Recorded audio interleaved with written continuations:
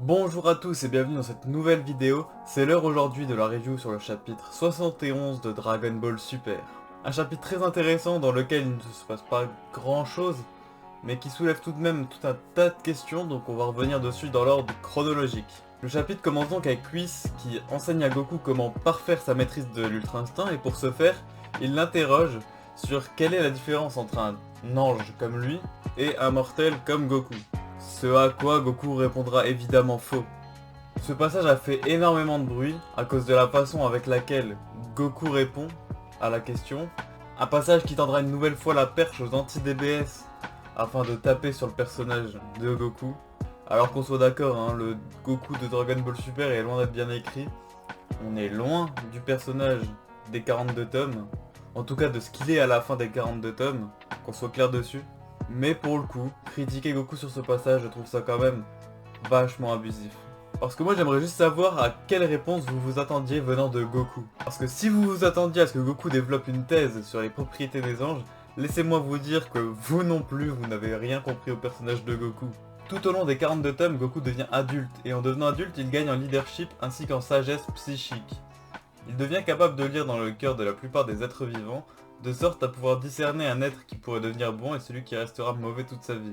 Mais aussi de sorte à pouvoir de mieux en mieux comprendre les sentiments des gens qui l'entourent, et il devient d'ailleurs aussi capable de comprendre qui cache sa puissance et celui qui ne la cache pas, et qui est donc mauvais de base. C'est une des raisons d'ailleurs qui fait que Goku aurait dû comprendre la douille Monaka. Même si celle-ci reste encore acceptable, si on part du principe que Goku venait d'arriver dans un nouveau monde de puissance et que comme il n'avait pas réussi tout de suite à sentir le ki Beerus dû à son ki divin, ça pouvait être la même chose chez Monaka. Pour moi, celui qui a vraiment le mieux pointé du doigt le véritable défaut du Goku de Dragon Ball Super, c'est notre cher Kaiwai de la chaîne Dragon Collection que je salue. Il a rédigé un excellent thread sur Twitter qui sera bien sûr en description, donc vraiment je vous conseille vivement d'aller le lire. Mais pour revenir à Goku dans ce chapitre, je ne vois pas en quoi ça peut être un défaut, sachant que Whis lui pose quand même une question qui est vachement floue, faut le dire. Sa question, elle possède quand même une multitude de réponses potentielles, enfin la question est vaste. Et encore une fois, comment veux-tu que Goku connaisse assez bien les anges et leurs propriétés afin de rédiger une réponse claire et précise? Je veux bien que Goku ait pris en maturité et en intelligence au cours des 42 tomes, mais là il faut pas abuser, il y est pour rien le pauvre. Je pense qu'en vérité le véritable problème de Goku dans Dragon Ball Super, et c'est là où je trouve personnellement aussi qu'il est très mal écrit, c'est qu'on lui met trop peu de situations dans lesquelles il a une chance de montrer un quelconque signe d'intelligence. À chaque fois, on fait en sorte de lui poser des questions compliquées ou ce genre de choses, afin de faire ressortir de lui le côté un peu concon. Alors que certes, les questions en question, pour le coup c'est ça, les questions en question, auxquelles Goku doit répondre, c'est compréhensible qu'il ait l'air concon face à ces réponses-là, enfin face à ces questions-là, excusez-moi. Mais le problème, c'est que du coup, ces mises en situation-là sont tellement trop souvent présentes, que bah du coup, voilà, l'image qu'on a du Goku de DBS devient donc l'image d'un Goku débile, malheureusement. Bref, assez parlé de Goku pour le moment, on enchaîne avec le clan Eater. Donc on voit que le clan Eater commence à dévoiler petit à petit leur plan pour conquérir l'univers. Lorsque le tournoi du pouvoir s'était achevé et s'attendait à se confirmer avec le film Broly, j'avais tendance à penser que le personnage de Freezer, devenu trop faible par rapport à Goku, Broly, Jiren, etc., allait ne plus être un antagoniste direct, c'est-à-dire un antagoniste vraiment boss final où on verrait des combats Goku-Freezer, mais un antagoniste un petit peu à la Littlefinger pour ceux qui ont vu Game of Thrones. En gros, pour ceux au fond de la classe qui n'ont pas suivi Game of Thrones, série grandiose que je vous conseille bien évidemment malgré sa 8ème saison catastrophique, le principe du personnage est qu'étant trop faible pour livrer des batailles, il va un petit peu manipuler tout le monde à droite à gauche en se servant de leur faiblesse afin de les faire rentrer dans une grande bataille et du coup lui en tirer profit et pouvoir récupérer du pouvoir derrière. C'est un petit peu comme ça que marchait le personnage, l'ambition du personnage d'ailleurs était même à un moment donné de conquérir le trône. Il voulait d'abord par exemple se servir de Sansa pour monter sur le trône de roi du Nord. Et ensuite du coup logiquement le but on va dire c'était de s'occuper du trône de fer, bref c'est Game of Thrones, on reste dans Dragon Ball.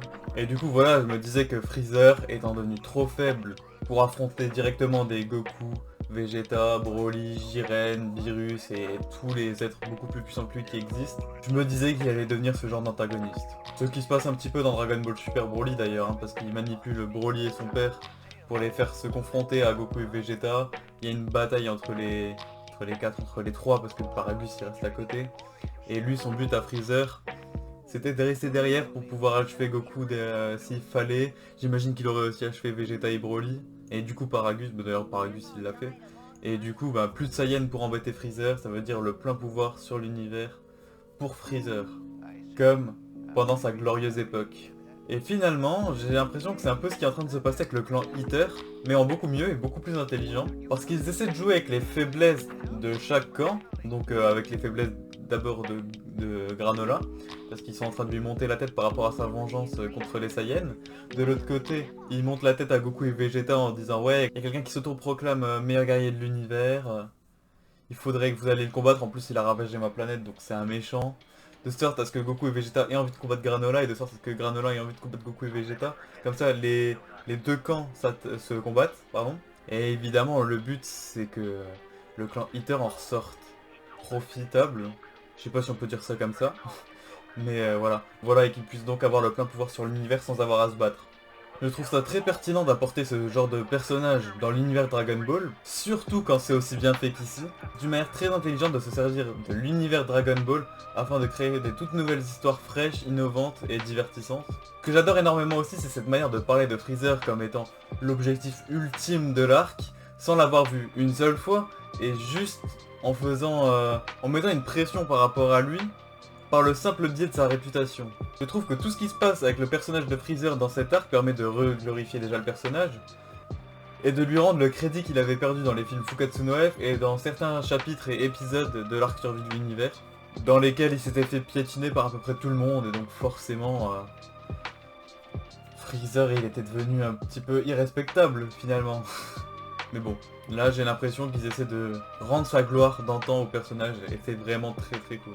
Une autre chose que je trouve très intéressante, c'est cette présentation de Gas, si on peut appeler ça comme ça, par Elec, qui nous laisse croire que le monsieur cache bien son jeu et qu'il pourrait être beaucoup plus puissant que ce que l'on pense. D'ailleurs j'ai tout de suite su qu'il cachait un truc quand j'ai vu son design. Franchement, voir un mi-Majin Buu, mi-Dabra avec des locks, c'était sûr qu'il cachait un truc. D'ailleurs, je trouve qu'il ressemble vachement au design des guerriers Makaioshin dans le jeu Super Dragon Ball Heroes. Donc voilà, Gas est-il un Makaioshin? Je pense pas, mais l'idée est là en tout cas.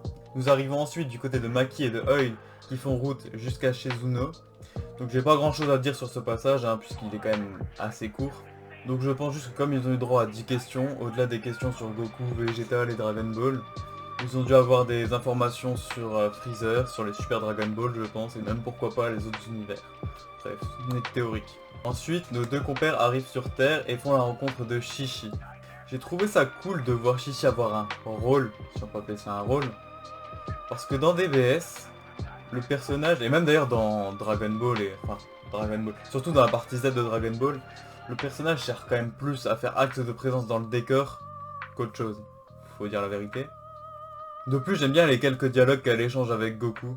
Je trouve ça assez touchant finalement de l'avoir autant s'inquiéter pour son mari, alors qu'il est littéralement devenu intouchable avec la maîtrise de l'Ultra Instinct.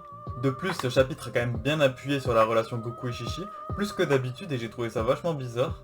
Donc je suis en train de me dire que peut-être que l'affirmation de Goku comme quoi il avait jamais embrassé Shishi dans l'arc Zamasu aurait finalement peut-être un sens. Sachant qu'une catastrophe a été annoncée par le poisson oracle, je vois bien Goku ou Shishi mourir. Je pense plus à Shishi parce que je vois mal Goku mourir, hein, faut être honnête. Et que leurs liens soient amenés à être traités de sorte à ce qu'en fin d'arc, quand les deux se retrouvent, ils puissent échanger leur premier baiser. Cela pourrait même être lié au fait que Granola ait été potentiellement sauvé par Bardock.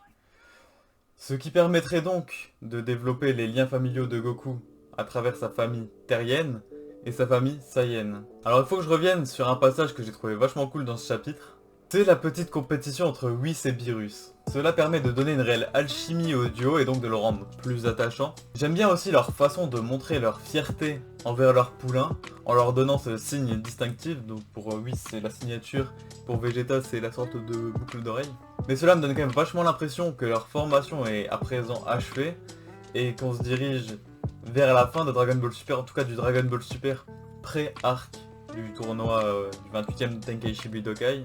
Je vais certainement encore théoriser pour rien, mais je me demande si le travail fait autour de la relation Whis et Beerus, c'est justement pas pour nous les faire s'attacher à eux encore plus, de sorte à nous les faire séparer, comme par la mort d'un des deux, je pense par exemple à Beerus pourrait mourir, et du coup que ça nous fasse vraiment mal au cœur. Ça m'étonnerait que DBS ait les couilles pour faire un truc aussi fou, mais sait-on jamais. Revenons enfin à Goku, Vegeta et Maki. Je trouve le passage sur le vaisseau extrêmement intéressant sur plusieurs points. Tout d'abord parce qu'elle nous en dit plus sur les magouilles du clan Eater, mais aussi et surtout parce qu'en tant qu'antagonistes, ils vont vivre pendant 18 jours aux côtés de Goku et Vegeta. Donc c'est 18 jours dans lesquels Goku et Vegeta vont parfaire leur nouvelle technique, mais aussi 18 jours dans lesquels Goku et Vegeta vont vivre avec des méchants et faire copain, je sais pas, mais dans lesquels en tout cas ils vont sympathiser avec des méchants, sans le savoir. Cela pourrait avoir une certaine importance à l'avenir lorsque les deux Saiyans se rendront compte de la magouille. Il se pourrait qu'ils aient une attitude différente de celle qu'ils ont par rapport aux autres vilains, et qu'ils remettent en question leur vision sur ces choses-là, notamment du côté de Vegeta qui est quand même beaucoup plus extrême que Goku quant au sort qu'il réserve à ses ennemis. Vegeta pourrait voir en eux une certaine humanité qui lui ferait comprendre le point de vue de Goku lorsqu'il souhaite épargner ses ennemis, et cela pourrait faire sens avec Vegeta et la façon qu'il aura de vaincre sa culpabilité à la fin de l'arc. Mais encore et toujours, ce n'est que théorique. Et Dragon Ball Super nous a déjà prouvé tout un tas de fois qu'il ne fallait pas s'attacher à une théorie lorsqu'elle avait du sens.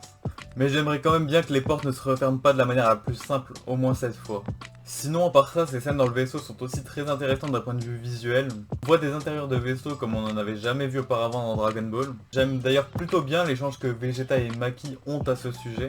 Vegeta pose une question intelligente en demandant à Maki comment ça se fait que des rescapés d'un peuple décimé comme eux puissent avoir un vaisseau aussi luxueux. Ce à quoi Maki répondra qu'elle se devait de prendre un vaisseau au niveau de ses deux invités. Je trouve ça intelligent parce que c'est en accord avec une chose de l'arc précédente. Goku et Vegeta ont gagné une forte réputation au sein de l'univers, au point même que c'est la patrouille galactique qui sont venus les chercher, eux sur Terre, afin de combattre Moro. Et je pense que ça fait partie des informations que Maki et Oil ont pu tirer de Zuno quelques pages avant. D'ailleurs, on voit Vegeta accepter cette réponse de Maki, mais on se doute bien qu'il se méfie quand même d'eux. S'il s'est méfié de Merus l'arc d'avant, c'est pas pour baisser sa garde devant des inconnus qu'il connaît depuis à peine 5 minutes. Sinon, toujours visuellement, j'aime bien que Vegeta se serve de la piscine pour s'entraîner. C'est une manière différente de montrer un entraînement dans Dragon Ball. Je crois qu'on n'avait jamais eu de personnage qui s'entraîne dans une piscine ou même plus largement dans de l'eau. Donc le fait d'apporter cette différence d'entraînement, je trouve que d'un point de vue visuel, c'est assez sympa. Surtout que ça me rappelle énormément le film Creed, dans lequel Adonis s'entraîne dans la piscine. Alors est-ce un clin d'œil? Ça m'étonnerait, mais j'aime bien me dire que c'est le cas quand même, tellement je suis fan des films Creed et Rocky. Enfin bref, après ça on arrive à la fin du chapitre qui nous promet un futur combat entre Goku, Vegeta et Granola. Un combat qui m'intéresse forcément beaucoup, afin de découvrir à quel point Granola est devenu fort après son vœu, et surtout de constater à quel point Goku et Vegeta ont pu maîtriser leurs techniques respectives. Et j'ai bien sûr hâte de voir où est-ce que ce combat va nous amener d'un point de vue de l'histoire. En tout cas, vous l'aurez compris, j'ai beaucoup apprécié ce chapitre. Il y a énormément d'informations intéressantes à en tirer et j'espère que ce sera aussi le cas des prochains chapitres. L'arc est vraiment prometteur, alors j'espère que cette fois Dragon Ball Super mettra tout le monde d'accord. Sur ce, la vidéo arrive à son terme.